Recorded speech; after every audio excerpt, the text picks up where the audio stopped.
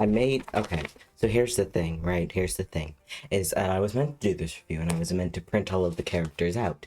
However, my printer does not have ink and I did not want to go to the store to get ink for this movie. I told him that I would let him sit in the background as I ranted about this movie. However, I am simply too fucking angry at this movie to wait a couple of months until I see them, so he's going to get this little shit right here. This is B-Void fucker. Fuck you. Anyways, hello, my name is Eltonin. Oh, shit, ow. And as you can see by this pin that I just pulled out of my heel, I'm a little bit of a fashion enthusiast. I would not call myself a fashion expert, nor would I call myself a fashion designer. My friends and I, we were just, hanging out, watching Barbie movies, having a grand old time. And then half of them left and they were like, what do you want to watch? And I was like, I want to watch Princess and the Pauper, because that is clearly the best Barbie movie out there.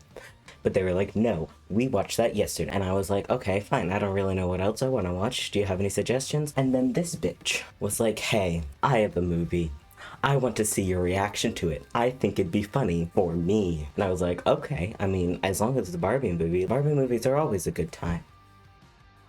No. So obviously, ranting about this movie all the way through, and then watching it again, and still getting angry, and then watching it again, and still getting angry, then watching it again with my platonic wife. Fine. I need to finally do this movie review, so that everyone else who has not watched Barbie A Fashion Fairytale with me can see what's going on, and how much I despise this movie. Despite the fact that I will be talking about a Barbie movie, this video is not suitable for children. If you are over the age of 18, I would like to forewarn you of such language that will be used in this video, such as a bitch, slut, dickhead, whore, motherfucking, fuckface, I hate you, you dumbass little shit, you fucking whore ass little bitch boy. Now that we've gone over that, I would like to also proclaim that I am not a man. And if you don't like Barbie, please take yourself to the dumpster, curl underneath all of the trash, and wait for the raccoons to eat your flesh. This is my drawing of Barbie. If you say it looks like a five-year-old did it, your answer is wrong. I am 20 years old. Barbie and women number 5 are working on Princess and the Pea. They're actors. They're doing their little scene. He climbs up the bed and goes to lay down, and then you're expecting, to be the pea and whatever. But no, fucking zombie peas come out and do a fucking little zombie rap. Because apparently, the director completely changed the script without informing the actors and simply expected them to do improv and just they do not, because they were not expecting this bit of the script. I found a needle. While I have never worked in film, and I don't necessarily plan on working in film, though I am totally willing to be in a film, hit me up. While you can change genres for the filming process, you should be able to, update your actors on what's happening. Throw a whole ass, zombie pea plotline in the middle of the script when no one expects it. You're not gonna get good shots, because what are the actors supposed to do? They don't know how to react. They're going off a script that they memorized because they're thinking that's what this fucking script's gonna be. But no, you've gotten a new script. We also see the fact that there's a grand total of the director, the director's assistant, and I guess the camera guy, and that is the only people on set, as besides Barbie's 2 friends and 2 dogs. No other film crew. Now, I've only worked in theater. We had a minimum of 5 people, so how the fuck do you expect me to believe that an entire Barbie princess movie is being filled with the crew of 3, one of which isn't even doing there? It's a goddamn assistant to the goddamn director. Now, according to Barbie film logic, dogs can speak, and they can only speak to other dogs, and they can only speak to people in dog words. Fine. That's an established fact of the Barbie expanded universe. 5, 4, 3, 2, 1. And Barbie does get upset, and she's like, hey, Mr. Director Man, what the fuck is going on? What are we doing here? Please explain. And the director does a misogyny and essentially just fires her. They have a little bit of back and forth, but he fires her, tells her to get off the set. Apparently, within this time frame, somebody goes and tells the press journals while Barbie is walking back to her trailer and picking up her 4 items that she owns. Now, inside this trailer, the only decoration that she has is a poster from her Barbie A Mermaid's Tale, which expands to the Barbie expanded universe. I will not be going over the Barbie expanded universe in this video, but if you want me to talk about that, I'll do it later. It gets complicated. Blue and red, these are Barbie's best friends. This is Barbie's dog. What breed of dog she is, but she looks like a poodle that went on stilts. And inside of this trailer, Ken calls, and Ken is like, hey babe, we're breaking up, we're having issues in our relationships, you know what they are, and if you know better, you'll never speak to me again. And Barbie is rightfully upset, because it sucks being broken up over the phone. I assume. I've never had that done to me before. So she's like, ouch, my heart, it hurts, I am in pain. And Red over here, it's okay babe, I'm blocking him on everything. Social media only exists in this one specific scene, and we're just getting rid of him. Bye, blocked, and reported deleted. She is currently the smartest person in this entire movie so far. Now Blue over here is like, what if you go to Hawaii to have a little me time, you know, chillax, get over your broken heart, have a little fun in the sun. And Barbie's like, I don't want to go Hawaii. But look, it's a bouquet of flowers that my Aunt Millicent sent to me. What if I go to Paris to go see my aunt? Which, you know what? That's actually kind of a smart decision. If shit happens and you're a full-ass adult, you're like, what if I do want to go to Paris and go see my aunt who actually loves me and gives a fuck about me? She's on her way to Paris, and she's like, damn, couples exist. I am sad. And also, another thing, this big-ass fucking poodle is apparently not leashed because you can just have your dogs wandering around an entire fucking state and no one tries to come and fucking steal them. Also, I was informed by a European that her bags would be stolen because she keeps leaving them to look at things. So, also, like, nobody is in Paris. There's like a grand total of 11 people in the entire city of Paris. Paris looks fucking weird as fuck. It's all yellow and blue. Now, I've never been to Paris myself, but somehow I get the feeling that it's not yellow buildings with like purple and blue tops. And now these two are running lines together. Now, Ken's saying that he hasn't talked to Barbie in like a day and he's been trying to get in contact with her and he's really worried. I was not aware that you needed to talk to your partner every single day. Now, I'm assuming this is neurotypical and straight behavior because the amount of times that I have simply forgot that my entire fiance existed in our long-term relationship is a lot. So it is highly usual for me to just never speak to you for like the past 2 weeks and then to be like, hey babe, look at this cat I found on TikTok. Isn't it cute? And that's like the entirety of conversation. I think that's valid, and if you don't, trash can. Now these two see them running lines, and they're like, oh my god, Ken dumped Barbie for the extra.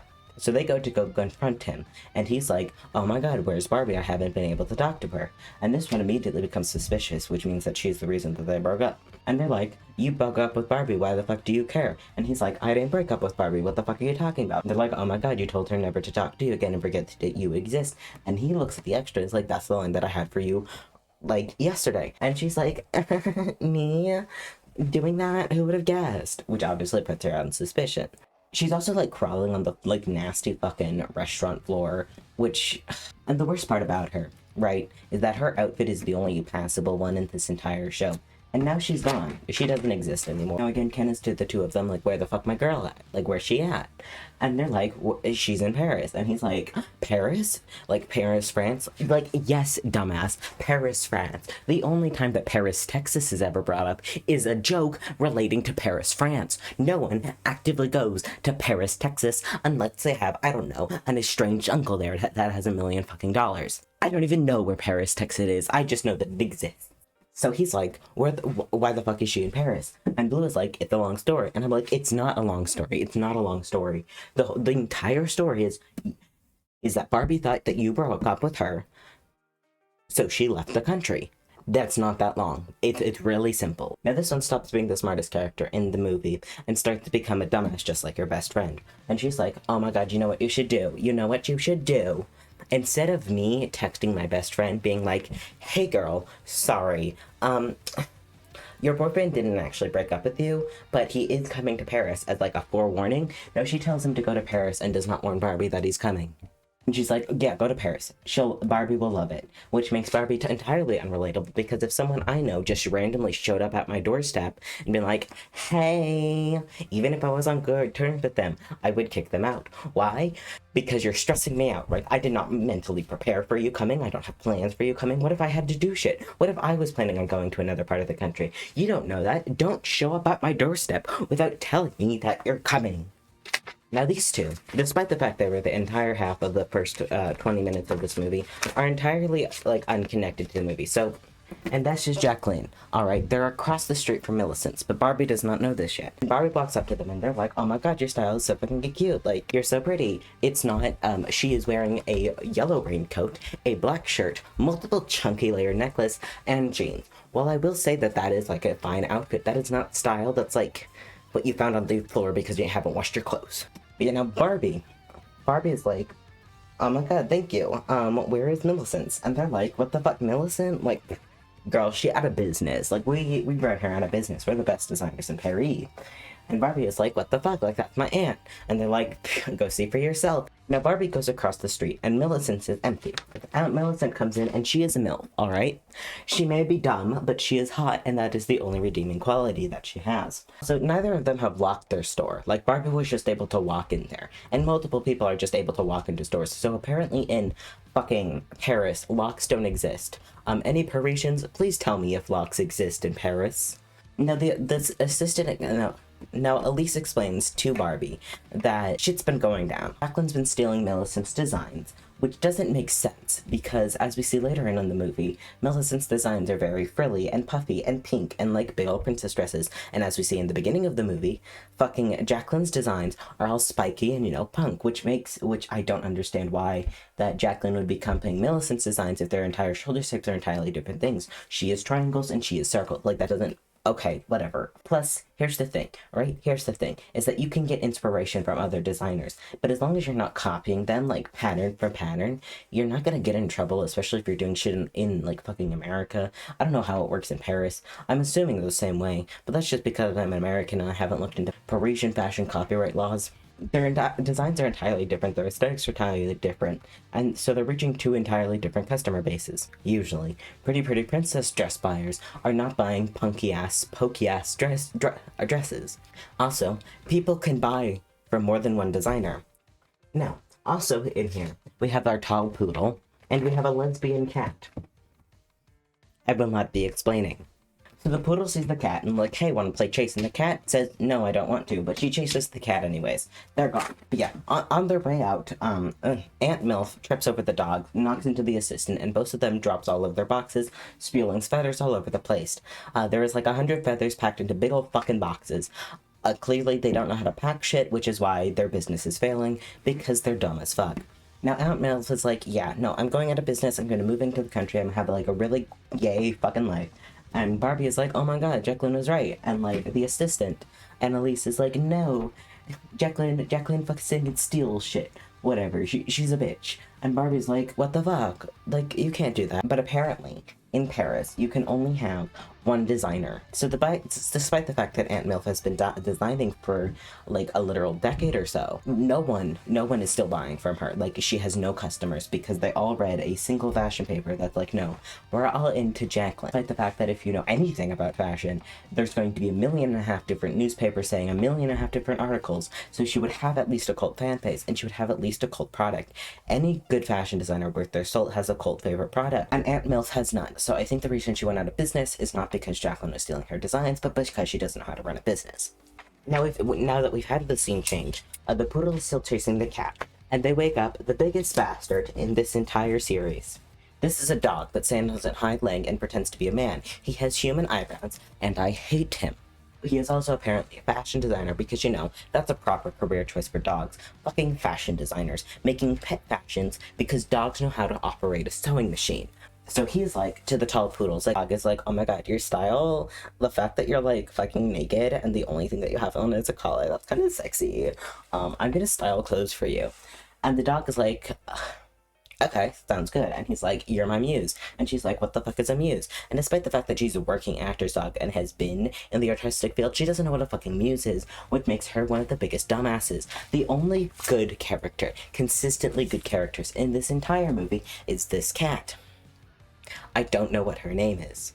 Okay, so Barbie and the assistant go up to the attic. So the assistant reveals to Barbie that Aunt MILF is selling the fashion house to a hot dog emporium, stadium, whatever the fuck. Then also reveals that that Millicent's, the fashion house that they're in, is also one of the placements of the first fashion houses in Paris, which makes me very confused on why, one, the only option that you would have would be selling your businesses to a hot dog stand, because, again, I haven't lived in Paris, I haven't designed in Paris, alright? But somehow, I get the feeling that if you're on a fashion street with like minimum 2 fashion designers, and you're like a well-known brand, and you're across the street from another very big brand, that you would sell your fashion house space to another fashion designer, I'm sure they would be biting at the heels to get that fucking space. Or at the very least, right, is that you would sell the building to a historical preservation society because it was one of the first fashion houses in Paris, so they could fix it up. So it'd be like a little historical monument tourist fucking trap shit. But no, Aunt Milf is dumb as fuck and tries to sell it to a fucking hot dog bitch because she doesn't know how things work. Also, another thing, it's never talked about, but the assistant is the only one helping Aunt Milf in this entire like taking down and packing up process, as well as the only one that like does anything to help save the fucking like studio. Newsflash, that's a plot twist. They're trying to save the studio. So you're telling me that Millicent's been in like business for again another decade, and like she doesn't have a pattern maker or a seamstress. She just has the designer, and an assistant. And that's it. Like, no one, they couldn't call anyone else to come help with the brand. And then the assistant shows Barbie this magical cabinet and is like, hey, like, all the books say that if you use this correctly, something will help you designers, so I can do this. Also, I forgot to mention this. There is an entire dress on a dress forum that they both look at, and it's like, oh, and that Barbie looks at, and it's like, oh my god, this is so cool. Literally just a bisexual. So I'm pretty sure that these have a crush on each other. So they're like, but I haven't been able to find the secret passcode that helped me open the cabinet. And Barbie's like, oh my god, this one time I worked on the Three Musketeers. I'm pretty sure she means Barbie, the Three Musketeers. Again, Barbie Extended Universe. She's like, when I was working on the Barbie Three Musketeers in this French castle, we would pull things, and they would, like, you know, make secret passageways appear. So she goes and finds a single torch and pushes it to the side, revealing a slab with magical words on it. They dust it off, making the magical words completely illegible, and read it. But then they read it, the box starts shaking and vibrating, and then it fucking explodes and they all die. They don't, unfortunately. No, it summons 3 different fairies. And so we have our purple bitch, we have our light pink bitch, and we have our dark pink. This one doesn't know how to use her magic yet. You know what? Fine. I guess we all have to search for some form more. So they take the dress into the box and then cover it in glitter to the point where it's shining so fucking bright that it's burning the girls' retinas off. That is the only way to explain why people actually fall in love with these designs, is because their eyes are literally being burned out of their skull so they can no longer see. Do this anymore, it's too goddamn high. Alright, so the girls are like, hey, did you come from the box? Do you live in the box? And the fairies are like, no, we don't live in the box. You know, the box is like a portal, like a fucking Zeta tube from DC, right? So it allows them to transport all over the world, which brings me to my question of how many people are aware of the existence of fucking fairies or whatever they're called. They're like 90% legs. I hate them. But yeah, how many designers know about the existence of fairies? Because they say that they help out the designers all over the world, which brings me to my next question of how do other designers get the fucking fairies? Because they also say that their magic is attached to this building. So do they spawn from this building? Is there like a whole secret world of fairies? How do the cabinets like appear? Is it like, are the cabinets like handcrafted and it allows them to connect to this fashion fairy realm? Or are the fairies like appear in, do the cabinets appear inside of the first fashion house? And what constitutes a first fashion house? Is it the first fashion house in the country, in the city, in like the state, in like concept? Is it one that like did fucking alchemy? Did like somebody die and they did a whole fucking like summoning circle? I don't know, they never explained this. They never explain why they can go to other places, but their magic is attached to this specific building. Is this like the first fashion house ever? Are you telling me that nobody in like the entire existence of humanity did fashion until one obscure fashion place? And even then, why would you sell it to a goddamn hot dog stand if that was the case? Like, why? I hate this movie. I'm just holding it, but it's not worth taking them down. It's like a 5-minute scene. Ken is on a plane and it crashes and he fucking dies. No, actually, it just gets rounded, and it's raining, so he can't fly. So he's like, you know what I'm gonna do? I'm going to go over to the next town over, instead of getting a goddamn hotel, and, you know, sleeping or whatever, and waiting for the next plane. He's like, no, I'm gonna go over to the next town over and catch a flight there. That way I'm able to go to Paris as soon as fucking possible, despite the fact that there's no timeline for any of this shit. Also, the kid next to him wipes his nose on Ken's sleeve, and this starts the journey of the nasty-ass jacket. So Aunt Milf sees the fairies, and they come down to help stop her from selling the fashion house to a hot dog stand. They're like, hey, you're not important. And they're like, hey, don't do that. We need that.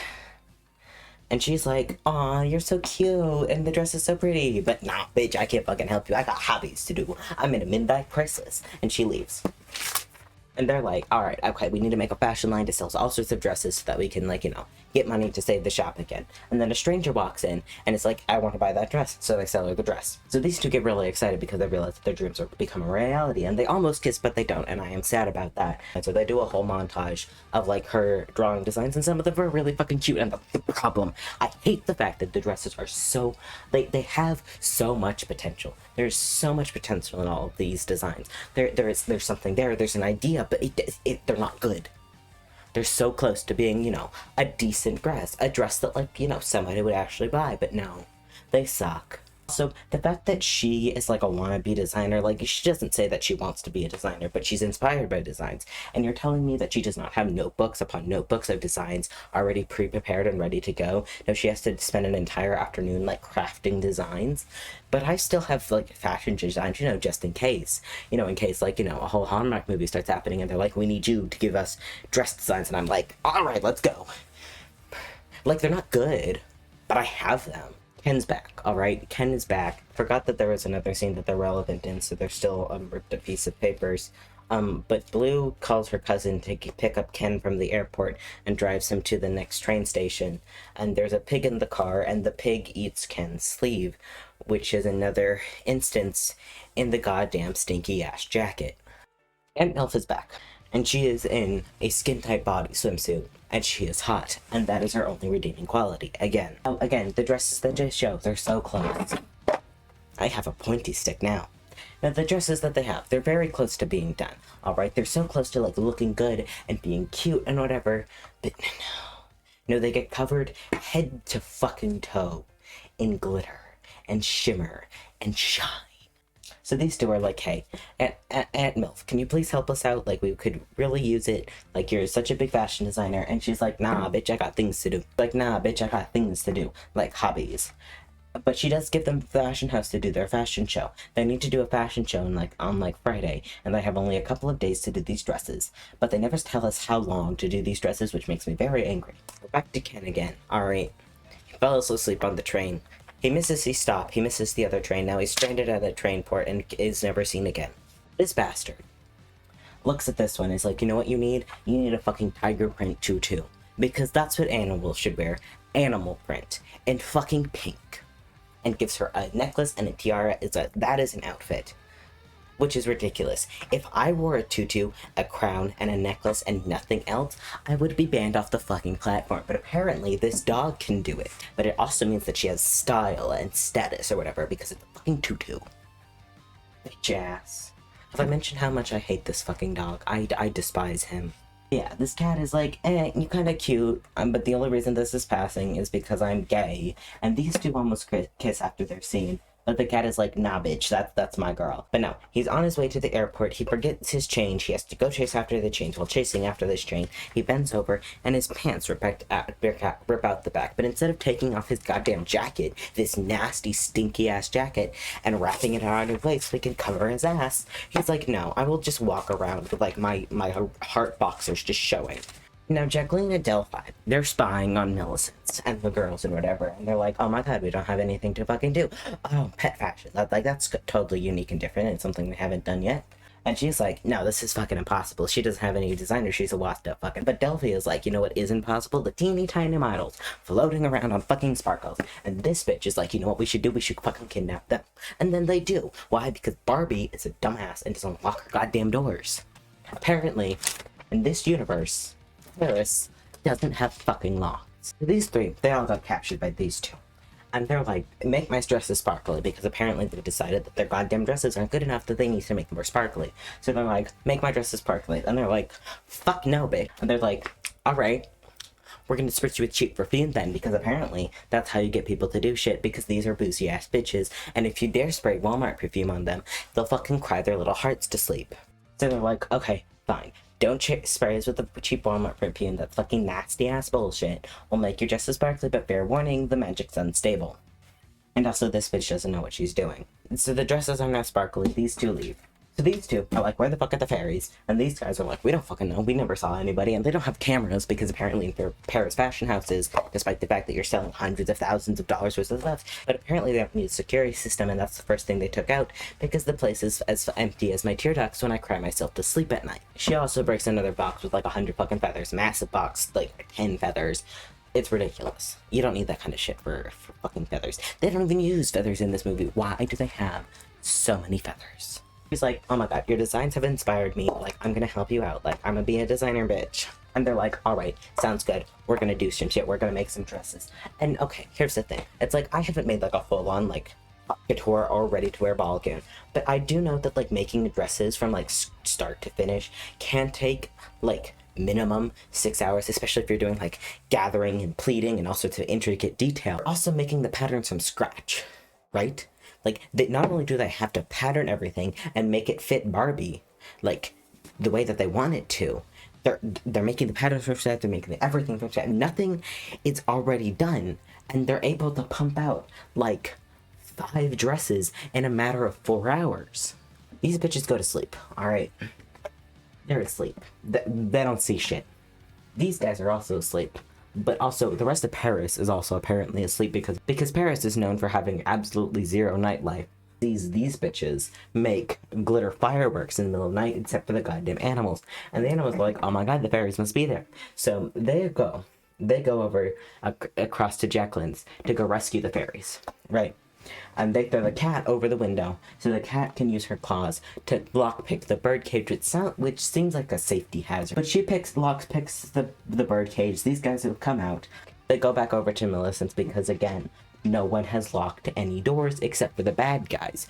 Is that what you want to tell children? Is that the message of the movie? Only bad guys lock their doors? Fucking hell. And they wake up to the whole bottom half of the fashion house being turned into a miniature runway, which means that they're able to, like, lift fabric and shit, so I don't know what they were doing beforehand. Anyways, they've also glitterized all the other dresses, making them ugly. Now Ken is on his way. Alright, he got onto a plane. He finally made it onto a plane. He's smushed between 2 peas from the beginning of the movie because apparently the only people allowed to change clothes are the bad guys, and everyone else has a single outfit, super glued onto them. So he gets into a taxi, alright, and he's going on his way. And then the taxi pops a tire, and the driver's like, I don't want to deal with the fucking Americans. I'm not gonna do shit for you. So Ken's like, oh my god, I'll fucking make the tire. And he also breaks his foot by dropping a tire iron onto it. No more Ken. So we finally see Hot Dog Man, the owner of the hot dog emporium, and apparently his favorite thing to do is walk around in Paris in a fucking hot dog suit. And a surprise to no one, despite the fact that Barbie is like a mega fucking superstar and can, text anyone, no one is at their fashion show. Just, it's emptier than my goddamn soul, and no one is there. Not even any fans that, like, are like, oh my god, like, I'm gonna get on an autograph from Barbie. No one is there. Because do you know where they're at? Jacqueline's fucking fashion show. They're over at Jacqueline's fashion show. And Jacqueline, remember, has the glitterized dresses that have unstable magic. Unstable as my fucking balance. So Jacqueline does the fashion show with 2 dresses, mind you. 2. A grand total of 2 fucking dresses. 2 dresses. She's like, alright, I'm gonna give you a 2-dress fashion show. You're all gonna love it. But no, the dresses start to, like, crumble in front of their eyes, like the fucking Thanos snap. So all of the bitches are like, oh, where the fuck is woman number 5? Are like, nah bitch, we ain't staying here. Alright, we got this shit to do. They look over, and the fucking fairies have turned Millicent into a neon purple thing. So they're like, we're gonna go over to Millicent's. And Barbie's like, oh my god, there's so many people. Fairies, like, don't think to, like, say anything about the fact that they've made unstable magic. And I don't even think they only mentioned the fact that they've been kidnapped by Jacqueline, like, once. But not that the dresses were unstable to, like, wait around for it. Or, said that I'm back in, like, 30 minutes. Also, despite the fact that Barbie should have connections in Paris, as well as Millicent should have connections in Paris, they get no models. No models. They start their fashion show, and Barbie is the only one modeling, because apparently no one else in Paris wants to walk the runway for free. Like, not even any of Millicent's old models, not any of Barbie's friends, no connections. Barbie just has no one, and no one wants to model for free. Which, you know what, valid, know your worth. Like, don't get paid shit, but you're telling me that they could talk to no one to say, hey, I'm pretty sure this will sell a lot. We'll get a bunch of fucking pictures. You'll have your picture with Barbie for your fucking clout. That bullshit. But apparently no one wants to do that because they all hate Barbie because she was fired from her last movie, I guess. So Barbie walks the runway, and in between her dresses, this bitch shows off her neon pink tiger stripe tutu like 2 times.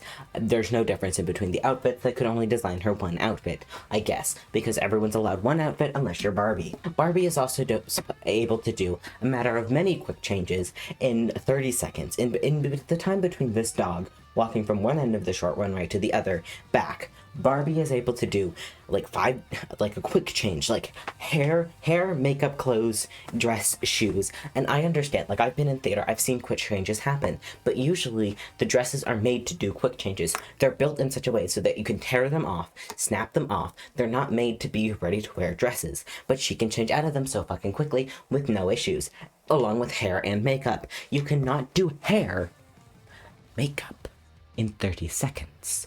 You absolute dumb fucks. Right at the end, the final dress. It's a pink, like, you know, A-line top bar gown. A pretty standard Barbie dress. And then these bitches are like, we're gonna do the final fucking thing. A big old transformation to do, like, you know, end the show on a bang. They're like, we're gonna glitterize it on stage because, you know, that makes sense. Because I guess you don't need to hide the existence of fairies in this fucking movie. Except for this bitch. She finally discovers her powers, right? And her ability is to transform shit. Despite the fact that they all said that no one could do that. But she's a designer. So she transforms Barbie's dress in a big old fucking magical sparkle. It's all pink, it's all glittery, it's all frilly, it's all fluffy. And also, there's like a firework animation just going constantly on this like corset. And then Ken appears. He only has eyes for Barbie because he's dumb as fuck and not see the fact that she's on a runway in front of the biggest fashion critics in all of Paris. And he goes up onto the runway and does a big old speech about how he's a grand dashed her, he didn't mean to break up with her, well, shit happened. And Barbie, not even questioning it, just takes him back immediately. She doesn't ask, hey, why did you break up with me? And he doesn't explain that it's fucking Raquel. Oh, that's her fucking name, Raquel. That's this one. Raquel. He didn't explain that Raquel, like, run lines or anything. Barbie just takes him back like an idiot, despite the fact that she and the assistant are meant for each other. Also, her goddamn dress at the end is fucking pink and purple, and if that's not lesbian, I don't know what is. Why did you go back with this fucking stupid-ass man? So everybody claps. Because they're so happy about Barbie and her fucking boyfriend. And they get the money from another goddamn woman who's like, I want 10,000 pieces, give it to me now. And she makes that the thing to the fucking Reno boy.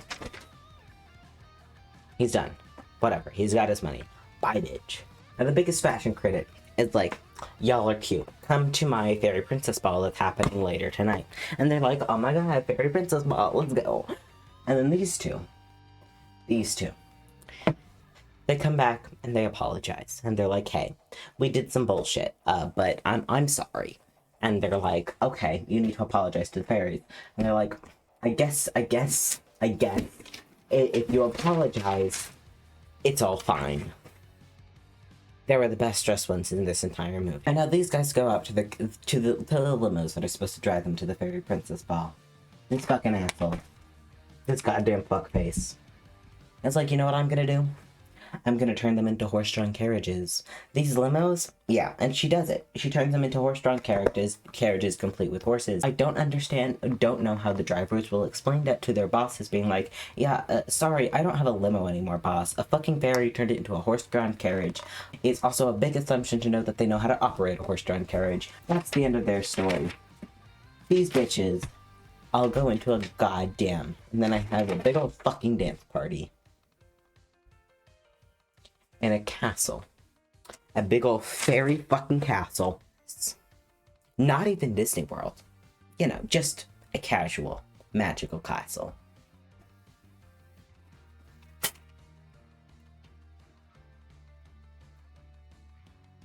And it's all his fault.